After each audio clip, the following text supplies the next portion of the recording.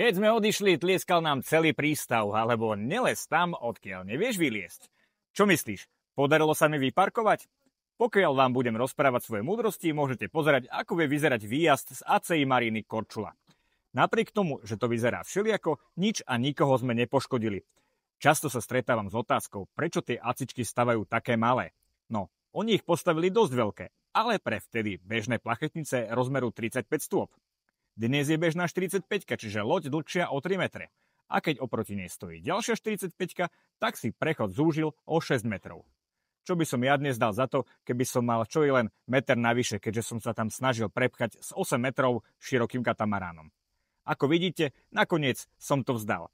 Neprešiel by som. Parkol som sa na voľné miesto a dohodol som sa s problematickou loďou, že sa pritiahnu bližšie k mólu. Potom to už išlo. V takýchto situáciách choďte najpomalšie, ako je možné. Čím menšia rýchlosť, tým menšia škoda, keď sa to nepodarí. Teraz vidíte pohľad, ktorý som mal ja. Posádka mi hlásila vzdialenosti, lebo naľavo a vzadu som ich netušil. A samozrejme boli pripravení s fendrami na obidvoch stranách. Išiel som do toho, lebo skoro nefúkalo. V silnejšom vetre by som sa do takejto akcie samozrejme nepustil.